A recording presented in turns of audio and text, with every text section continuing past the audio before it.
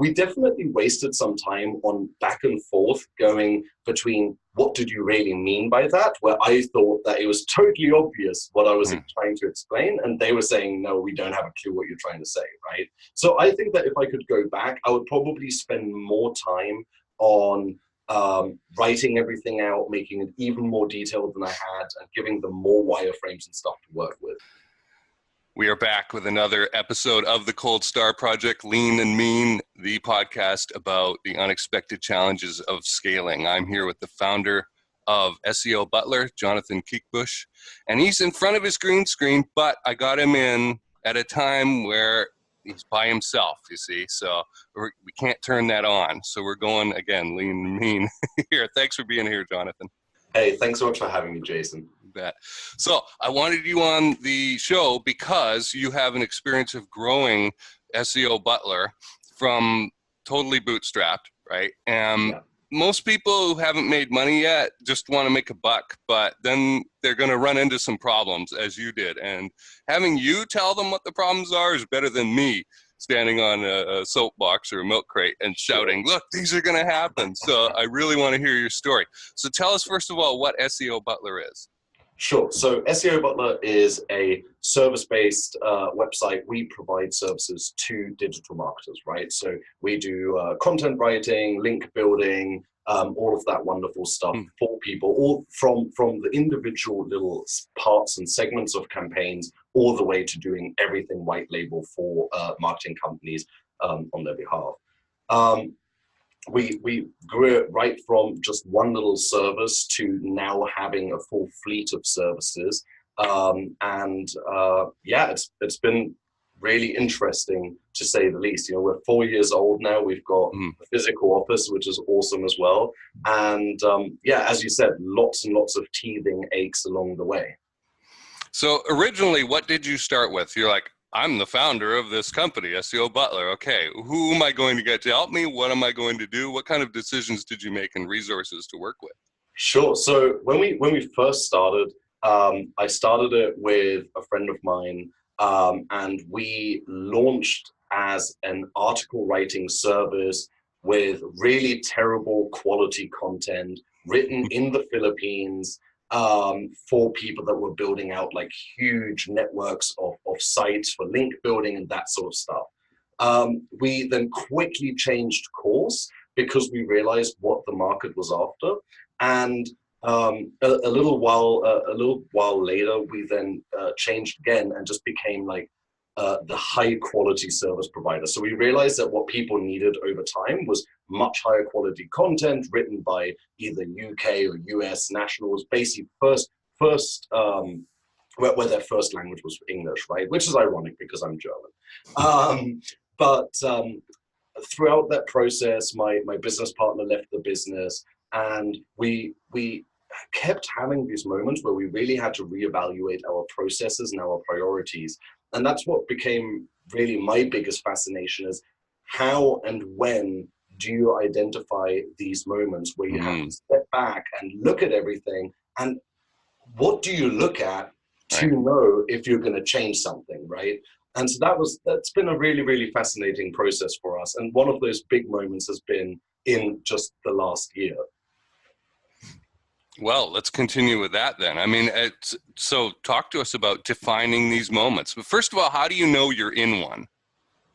Right. So for us, the biggest sign is customer feedback, right? So one of the things that we try to, as a team, keep our finger on the pulse is customer service tickets, right? So whenever we get a support ticket, whenever we get an email, whenever we get somebody mentioning us on Facebook, we try to keep an eye on what they're talking about and why. And over time, if your team communicates about those customer frustrations, you start to see a trend. And rather than putting it off, and this is to take a step back from that, one of the things that initially we thought, and this was very, very naive of us, was, oh, the customer is stupid. They just don't understand our website. They just don't understand our service. Why are they not reading that FAQ, right? And then we started to learn that if more than one person is talking about this, then it's probably our own fault. And so we started looking at why people were making these mistakes or why people were asking these questions and what could we do to improve their experience. And so over time, we identified a couple of issues with our service pages, for example. And one of them was that we kept getting asked the same questions. So the first solution to that was that we would just put the FAQs on the product page itself rather than in an FAQ section. And just by doing that, our support tickets halved, right? And it was like this big win and this big light bulb moment of us going, wow, if we just give them what they want, they're quiet and they spend more money. This is great, right? So we started spending more time analyzing what we could do, and we started building in stuff like heat mapping, visitor recordings, and that sort of stuff to really learn more about the user experience on our site.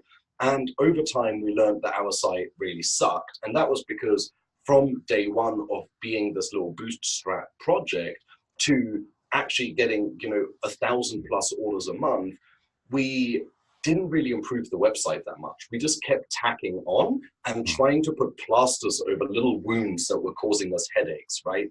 But what that meant was, and everybody that's ever worked with any CMS will agree to this, it results in having about 70 active plugins trying to make the website work somehow and not being all that happy with it. It's slow, it doesn't work, it constantly breaks. And so over time, we kept putting it down on our to-do list to figure out a solution to it. And we kept avoiding the big problem, which was that we're going to have to start fresh, right? And eventually we bit the bullet and we called a couple of people that we know and trust that are experts in developing big e-commerce. And we sat down, we said, look, we need your help. We need to figure out how to do this properly from the get-go. And they said, well, the most important thing is that you need to first figure out what your end result is meant to be and what the main steps between the top of the funnel, the middle of the funnel, and the bottom of the funnel need to look like. And once you can visualize that, you can then figure out all the steps in between.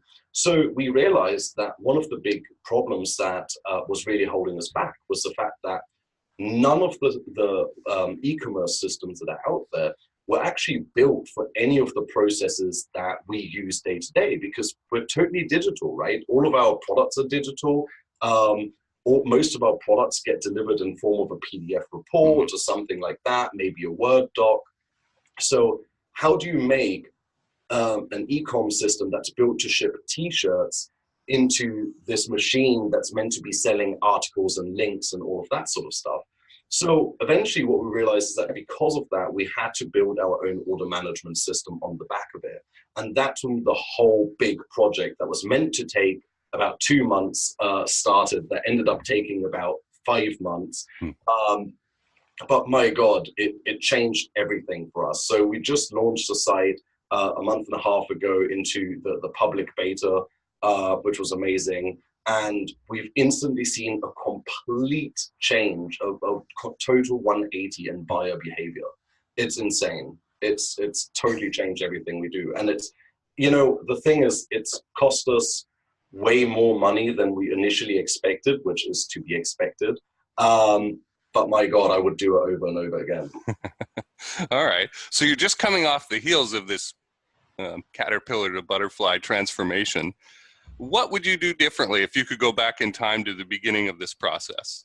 I tell you what, I think that one of the hardest things for someone like me or like us to go into a project like that was definitely the planning and the sort of the wireframing stages and the project planning stages, because you're only going to get out of developers and designers, etc., whatever you give them to work with, right? And so as somebody that has very little programming experience, it was very difficult for me to understand what information I needed to give them in order for them to do their job as detailed as possible. So we definitely wasted some time on back and forth going between what did you really mean by that, where I thought that it was totally obvious what I was trying to explain, and they were saying, no, we don't have a clue what you're trying to say, right? So I think that if I could go back, I would probably spend more time on writing everything out, making it even more detailed than I had, and giving them more wireframes and stuff to work with. Okay.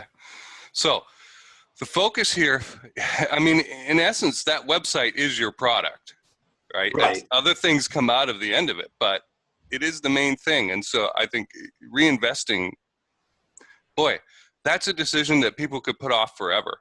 Yeah. And it took us 3 years of making a hell of a lot of money and investing it into better furniture in the office and more employees and all of these things, but never did we go, the main vehicle that drives this business deserves to have this investment, which just blows my mind when I look back at it. Right. Yeah, it's like upgrading from a moving truck to a big rig, right? Right. And this is the main thing you're doing is hauling, right? Yeah, we can get a better car wash or something like that, right? Or more truckers or something, but this product needs to be improved, and that is a point of view that not enough people have. I think. I hope that people take the understanding of that and going. Like, I'm still selling a product I made it in 2013, and it's a sales training program. Sales hasn't changed, right? The principles that I express are the same, but maybe it ought to be updated, right? Right. Because it's 5 years later now, and the way it's delivered could be better. I think the content is good, right? And so similarly with what you were doing, the content is good, right? The output is good, but the whole process by which you're interacting with the customer, the nuts and bolts of how things operate inside. Now, you mentioned you wished that you could provide the programmers with more detail. Like that, folks, they'll make stuff. They'll make pages for you. Right? Oh, yeah. They can make pages, right? The question is it going to be useful? Or are they going to make out a tree of some kind, and then you're going to go, no, that whole branch there needs to come off because that's completely wrong, right? So we all assume, even if we're pretty good at it, like that everybody thinks the way that we do. Fact is, almost nobody thinks the way that we do as individuals or has our unique experience or something. And so I'll walk into department stores sometimes and ask a question, and some lady that works there might flip out at me or something because she just is inundated with this stuff every day. And I have to remind them, look, I could pick you up like a UFO abduction and take you somewhere where you're completely out of water here, right? And that can happen to us, right, at any time, where we can end up somewhere where we just don't know what the heck is going on or what the terminology is or anything like that. So a programmer is great at making this stuff, but as you said, it's like garbage in, garbage out, good quality in, good quality out. And so a big takeaway, I would say, for anybody watching or listening is write everything down. Not enough people write their processes down. When did you begin to write your processes down? So we started very early with the individual processes for individual products, but we never tied it together into this one overarching process of from the moment that the order gets placed to when it's delivered.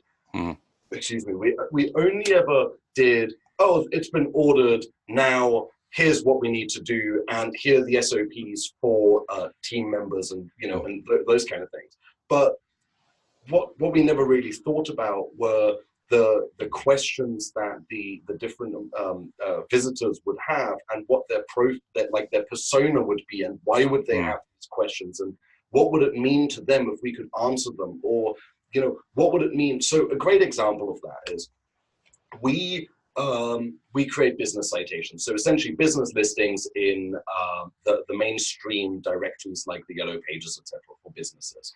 And in order to do that, we need you to fill out like 20 fields or something, right? So it's a hell of a lot of fields because we need to know everything about your business, from the opening times to who founded it, to a description, to the location, all of these things. Well, on our old site, you would have to fill that out every single time. Now, most marketers send those citations to their customers at a rate of, say, 15 listings every month so that they can report on them and it's a great deliverable. Well, that would mean that every month they would have to fill out 20 fields times the amount of customers that they have in order to do so. Well, with the new site, what we built in is a way for them to add their customers to their profile and just select the customer during checkout. So that now they just click, I want 15 citations for this customer, off you go, right? And so these little things, we only really learned them once we started talking to our customers, reviewing their behavior on the website and stuff like that. And that was just a real, we had to change our mindset around the way that we looked at our own site, basically. There's the key phrase right there. Yep. Change your mindset about how you look at your own site. I did a solo episode talking about how to get the biggest bang for your buck. And my thesis in there that I'm presenting to the listener is the place where you're going to get the biggest bang for your buck in your business is the thing you already think you've taken care of. Yeah. And you understand. Because you have a blind spot to it. You're like, oh no, I'm not going to look there. Yeah, I've already got it handled. I'm going to look at this tire fire over here in front of me that's so illuminating and interesting and whatnot. But the thing is, you've been existing without handling the tire fire. You've been living without handling the tire fire, right? It can go on a little bit longer. Right. But there's probably huge room for improvement in the thing that you've already walked away from, thinking, okay, I got that taken care of. Because it's bearable. It's not necessarily comfortable, but you can stand it, right? Right. So, I think too, Jason, that the thing is that we constantly think that we need to innovate in order to create more revenue. And you know, I think that the biggest problem that people have is that they refuse to exponentially scale what they're already good at, which is, I think, what you just said anyway. But you know, the thing that's so crazy about it is why go into something that has uncertainty when you can maximize something that you already know makes you money, right? So if I know that I can make a 30% margin or 40% margin or even a 10% margin, I can live with it in this one product and service, why not scale that rather than go into something else where I don't know if I can even pull it off, right? And the question that I always ask myself, because we get asked all the time, when are you going to go into this? When are you going to go and start doing this? I always say, well, the way that I look at it is SEO Butler currently doesn't even have 1% of the market cap of the industry that we're in. Why should we start pursuing all of these other things? You know? Right. Just to give people a sense of scale, what is about the amount that you invested in the website redesign? So we spent just over $30,000, and I have to say those are mates rates. So this is with developers giving us really good rates because we've given them work for other contracts in the past. So because we use them to outsource for web dev work and that sort of stuff. So I think that retail it would probably be 40 or 50 easily. Right, and that does not take into account the time of yourself and people writing things down, meetings. Exactly. No, that's it. Clarifications, right? Exactly. That's the big thing. So, the funny thing about it too is that, you know, we spent about 8,000 USD just alone on getting the design right, which, you know, in the past was probably more than I had spent on building any other version of the site. And so the difference that we saw in the quality of design that came back and the designer actually understanding what we were trying to do was just mind-blowing. Right. Before I moved from Vancouver to the States, I was business development manager for an IT firm, and we did managed services and custom programming. And of course, I was doing sales stuff. So being the translator to talk with clients, to translate the English into tech speak, and really understanding, okay, what architectural possibilities are there here, and how do I explain what that person wants to a programmer? Was a really fun role. I think anybody could do it, but you need some experience. Oh yeah, to be able to I believe you. Because Yeah. you've had some now. Yeah. And I wouldn't want to do it for a living, I can tell you that. So cool. So what's next for SEO Butler? What are things on the horizon? You just launched this new thing, so I guess there's some QA phase that's going on in there, and what else? Yeah, for sure. So right now our main focus is, we've launched a new site. Now we're collecting data all over again to understand how to improve upon it, because it's such a drastic change from the last version that we can't really adapt too much of that old data to the new site. So now we're collecting new data, we're doing new customer interviews to learn about how they're engaging with the site, etc. But moving forward, we want to improve on the services that we're already doing, being able to do larger volumes. We have a goal to hit 100 writers by the end of this year, which is very exciting. There's loads of little things that we're doing, but I think that the biggest thing that we're working on is we're building a campaign manager on SEO Butler, which is going to be very exciting, enabling users to essentially manage their entire SEO campaigns on the site, rather than having to go into 17 different tools and put it all together and then forget about 3 different Excel sheets and all of that. So we'll see how that turns out. But yeah, that's going to be a couple of months from now. Very cool. All right. Well, let's wrap up. One more question. Sure. I'm wondering if you have a bit of advice for somebody who's watching or listening who has developed a business, they've proven the concept, so they're getting buyers, and they're past that point of survival now. A lot of the people are making $2,000 a month or less and kind of struggling, right? If they're past that point, they're making $4,000, $6,000, $10,000 a month, and they're flush with the cash that is new to them, right? And it's probably going out just as quickly, especially with unexpected expenses, right, happening as you scale. What would you recommend that they, if not directly look at and focus on next, what should they be thinking about as an upcoming next move? I think that the main thing that they should probably be looking at are their systems and processes in order to continue to provide their services at such a level, but also to free up their own time, because most of the people that have just gotten to that level are probably still doing a lot of the work themselves.